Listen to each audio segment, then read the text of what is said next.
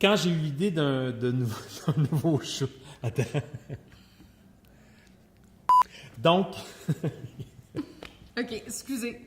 On y va, on est capable. Oui. Donc, pour le nouveau show, j'avais envie de partir d'une figure connue. Ça pouvait être un artiste, un sportif à la limite, un compositeur. Et à un moment donné, je suis tombé sur un article qui parlait de William Shakespeare. Ça soulignait le 400e anniversaire de sa mort. Et ça disait dans cet article-là qu'il y a une partie de la jeunesse de Shakespeare qui n'existait pas. En fait, il n'y avait aucun document qui faisait mention de qu'est-ce qu'il avait fait à cette époque-là, William, où il vivait, tout ça. Et là, je me suis dit, mais my God, l'adolescence de Shakespeare serait à inventer. Puis de là, l'idée d'écrire quelque chose, en fait, où on allait imaginer cette jeunesse-là. Mm-hmm. Et c'est ce que je t'ai proposé en me disant, mon Dieu, c'est une bonne idée, je ne savais pas trop. Puis en tout cas, tu as semblé allumé sur certains aspects de cette idée-là. Absolument. En fait, moi, j'ai trouvé ça hyper stimulant d'avoir à inventer une adolescence à William Shakespeare. Et puis, quand tu m'as proposé, quand tu m'as commandé ce texte-là, je suis partie dans ma tête, j'ai fait toutes sortes de lectures, et puis ben, j'ai lu Une chambre à soie de Virginia Woolf. Mm-hmm. Et dans ce sublime essai-là, il y a un passage où est-ce qu'elle nomme le fait que si William Shakespeare avait eu une sœur, cette sœur-là aurait pas pu devenir auteur parce qu'elle aurait dû s'occuper des enfants, du lavage, elle n'aurait pas été éduquée, elle n'aurait pas appris à lire, à écrire et tout et tout. Et donc, je me suis dit, c'est formidable comme point de départ pour le projet pour ton projet, parce que je trouvais que ça parlait, en fait, et de cette époque-là et de notre époque, en fait. Oui. Et donc, puis de ton souci, puis de ton désir aussi d'aborder cette thématique-là, absolument, de l'auteur, oui, femme, à cette époque-là, mais aussi aujourd'hui. Absolument. Parce que, on en entend beaucoup parler dernièrement, mais il y a vraiment un grand questionnement sur la place des femmes dans le milieu du théâtre, en musique, en cinéma. Et donc, je trouvais que de vraiment mettre cette petite fille-là dans ce contexte-là, puis de voir comment elle allait se débrouiller, en fait, avec son désir absolument ravageur d'écrire, je trouvais que ça pouvait vraiment parler de notre aujourd'hui. Oui, puis ça contribue à alimenter toute les questionnements par rapport à l'identité, la vraie identité de Shakespeare, parce qu'on a dit que c'est pas vraiment Shakespeare qui a écrit ses pièces, que c'est Marlowe, c'est ça? Oui. Qui a aussi... Francis Bacon, même de Verre. Même la reine Élisabeth, on dit que peut-être que la reine aurait écrit.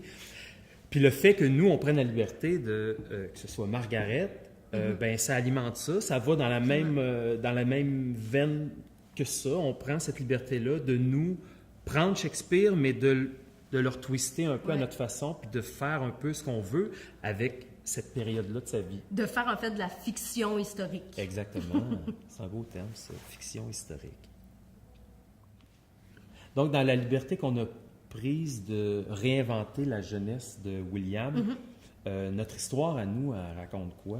Bien, en fait, c'est l'histoire de Margaret, qui est une jeune fille de 13 ans à peu près, qui vit en 1578 et qui est la jumelle de ce grand William Shakespeare, sa sœur jumelle. Et Margaret se découvre un talent impressionnant pour l'écriture, en fait. Et elle est prise vraiment dans ce dilemme émotif-là, c'est-à-dire que si elle décide d'assumer ce talent-là, elle risque sa vie parce qu'on vit dans une époque où est-ce que les femmes qui savent lire, savent écrire sont soupçonnées de sorcellerie et donc peuvent être tuées. Ben oui, carrément. Mais en fait, elle a l'impression qu'elle va mourir si elle n'écrit pas. C'est une pulsion tellement grande. Elle est capable de s'inventer des mondes formidables dans sa tête. Et donc, elle fait une confidence à son frère. Elle lui fait lire à William une de ses pièces. Et William, il est chamboulé, il trouve ça formidable. Puis il n'est pas capable de se retenir, de ne pas le montrer à son professeur. mais il dit pas à son professeur que c'est sa sœur qui a écrit parce qu'il sait très bien qu'il mettrait sa vie en danger, la vie de sa sœur en danger. Donc, il dit que c'est lui qui a écrit ce texte-là.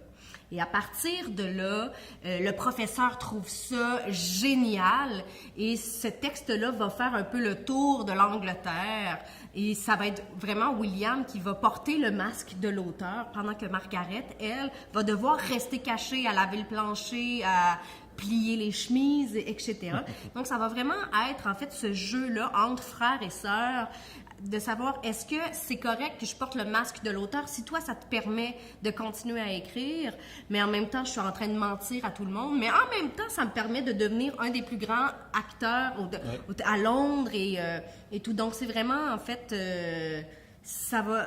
je volerai pas les punchs parce qu'il y a plein de punchs, mais en gros, c'est ça le synopsis, le point de départ du texte. Ouais. En abordant un spectacle où il est question de Shakespeare, évidemment, moi, comme metteur en scène, je me suis posé la question, OK, est-ce qu'on va vraiment dans l'époque de Shakespeare où on fait dos à ça puis on va ancrer l'action dans quelque chose de plus contemporain? J'allais juste dire qu'on n'avait pas envie non plus que William et Margaret aient des cellulaires, tu sais. Non, absolument pas. Fait que quelque part, non, mais c'est vrai, dans le sens que pour moi, c'est clair que ces personnages-là qui sont sur scène vivent à l'époque où ils ont vécu, 1578. Mais au niveau de la forme du spectacle, au niveau de sa couleur, au niveau de sa texture, je dirais, c'est résolument plus contemporain. Quand on pense aux musiques qui vont avoir des accents, très peu d'accents de l'époque, mais quelque chose d'encore beaucoup plus d'aujourd'hui. Les costumes, la même chose. On va flirter avec l'époque, mais par exemple, celui qui fait le narrateur, Renaud, qui joue le narrateur, est habillé vraiment complet veston d'aujourd'hui. Mais il se transforme en autre personnage, en mère, en père, tout ça. Et c'est ces éléments-là qui risquent d'être un peu plus de l'époque.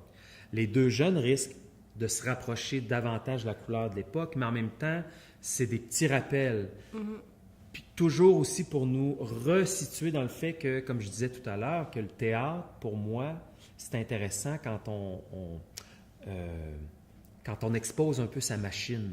Donc, on n'est pas là pour faire croire aux spectateurs qu'on est en 1578. Non, puis on ferait un film, sinon on serait des C'est ça, on irait dans quelque chose de vraiment collé sur la réalité, alors que c'est plus intéressant pour moi, je trouve, de faire une espèce de petit regard lointain sur l'époque. Oui.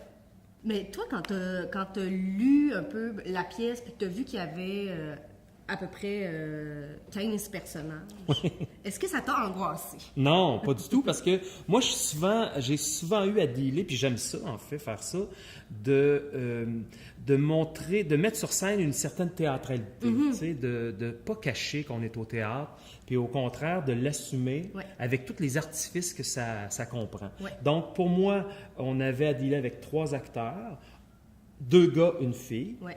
Dont un qui joue tous les rôles adultes, autant hommes que femmes. Donc là, on fait un clin d'œil à l'époque de Shakespeare parce que à cette époque-là, on sait que les femmes ne pouvaient pas jouer sur scène, donc c'était les hommes qui jouaient des personnages de femmes. Donc, je trouve que c'est le fun, un petit clin d'œil qu'on fait là. Après ça, ben, sur scène, on va avoir aussi un musicien parce que c'est un spectacle qui est quand même chanté, je dirais, presque à 50%. En tout cas, il y a au moins 25 moments chantés dans le spectacle, qui sont plus ou moins, tu sais, ils n'ont pas tous la même durée, mais pour moi, c'était intéressant au niveau musical de pousser encore plus loin cette démarche-là du théâtre musical. C'est-à-dire que j'avais demandé aux compositeurs Benoît Landry et Chloé Lacasse de penser ce spectacle-là, de l'écrire en fait comme si c'était une grande chanson, avec ses différents mouvements. Ce qui fait qu'il y a des moments qui sont plus longs, d'autres moments plus courts, mais ça crée une dynamique qui est intéressante, je trouve, entre tout ce qui est parlé puis tout ce qui est chanté. Puis tout ce qui est chanté devient alors vient magnifier le texte, je trouve. Ouais. Parce que les personnages, à ce moment-là, vont révéler des choses qu'ils ne diraient pas nécessairement en mots, en parler, tu sais.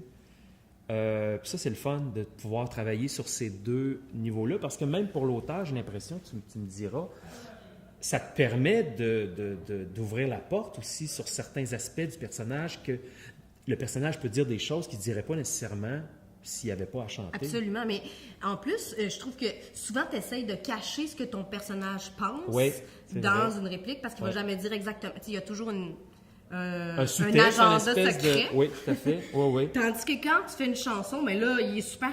il n'y a pas de deuxième degré dans sa chanson. Il va vraiment parler de son intériorité. Puis ça, c'est un outil que moi, j'avais jamais utilisé. En fait, le théâtre musical, c'était... je te l'ai dit au début, que j'avais jamais fait ça, que ça me tentait, mais que je l'avais jamais fait. Puis j'ai trouvé ça comme démarche d'auteur hyper libérateur, en fait. Oui.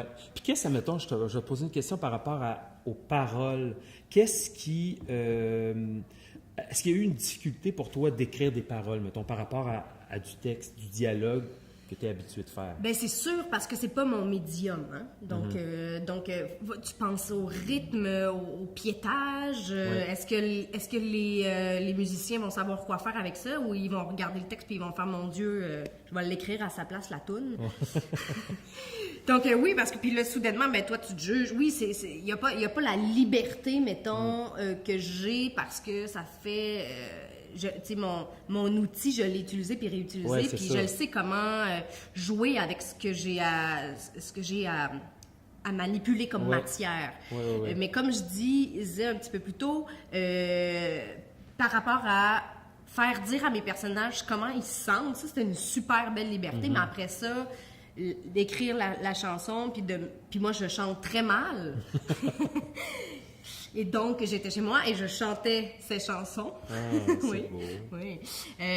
Puis comme, tu sais, d'essayer, tu sais, de trouver une façon, en fait, de travailler ce médium-là. Oui, puis en même temps, on a deux compositeurs qui sont assez ouverts à ce niveau-là. C'est-à-dire qu'ils travaillent régulièrement avec Rebecca pour peaufiner justement ces paroles-là. Chloé est habituée d'écrire des paroles, donc il y a comme une espèce d'aller-retour. Qui est super... en plus, pour moi, c'est un apprentissage. Oui, absolument. Donc, moi, j'aime vraiment, vraiment développer cet aspect-là de mon écriture. Puis les chansons que Chloé et Benoît font avec, je fais « wow! » c'est ça. Je pensais pas que ces mots-là pouvaient donner ça. En fait, le pouvoir de la musique, c'est ça. C'est que sur les mots, ça magnifie le reste. C'est comme si on allait encore plus loin, puis les possibilités étaient tout à fait infinies par rapport à ce que le personnage a à dévoiler de lui-même. Puis émotivement, comme spectateur, on se rend bien plus loin avec la musique. Moi, le premier enchaînement que vous avez fait, puis je suis venue assister à cet enchaînement-là, puis j'ai entendu la musique, j'ai pleuré, j'ai ri, puis tu sais, c'était mon texte, mais soudainement, c'est que ça glorifiait tout ce que j'avais écrit. Ça le propulsait, en fait, dans une zone que moi, j'aurais pas imaginé possible. Oui. Puis ce que j'aime bien, en tout cas, dans ce qu'on est en train de travailler, c'est justement, tu dis que tu pleurais, mais il y a énormément d'humour aussi. Tu sais, l'humour est beaucoup apporté par le personnage de William, qui est on en fait un personnage un peu candide. Bon, il y a un énorme talent d'acteur. C'est ça, c'est vrai, à l'époque, Shakespeare était reconnu pour être un super acteur. Mais au niveau de l'écriture, nous autres, on en fait quelqu'un il n'est pas très habile. Puis ça amène une espèce de comédie au spectacle. J'ai pleuré, mais c'est très drôle. Oui, c'est très drôle aussi. Mais j'ai pleuré parce que je pleure tout le temps. Mais j'aime ça, moi, ces deux-là, ces contrastes-là entre, d'être touché, puis en même temps de rire. Puis je pense que c'est un texte, c'est un propos qui s'adresse vraiment aux ados, comme on disait, mais beaucoup aussi aux adultes. Absolument. Parce qu'il y a une quête. Puis quand les personnages ont des quêtes,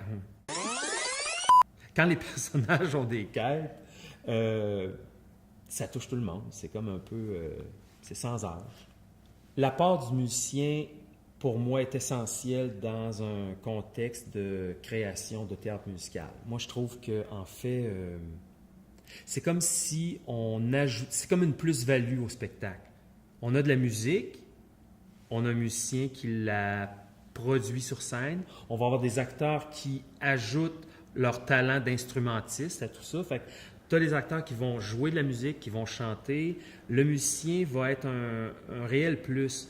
Quand on a fait l'enchaînement, le premier enchaînement en salle de répétition, on n'avait pas les bandes pour accompagner le show et on avait nos 2 musiciens qui étaient là parce que, bon, c'était plus simple pour nous de le faire avec eux. Et c'est vraiment en les ayant là que j'ai réalisé que, oui, on a des acteurs qui jouent de la musique, on a une bande, mais l'apport du musicien devient comme un peu incontournable. Mm-hmm. Et là, finalement, on a pu l'intégrer dans le spectacle. Et ça fait que le spectacle devient encore plus vivant. C'est-à-dire que, surtout dans l'idée d'en faire une grande chanson, cette interaction-là entre le parler, le chanter, le timing de tout ça, ça va être très, très, très précis. En fait, c'est beaucoup d'écoute. Mm-hmm. Puis je pense qu'avec un musicien en direct,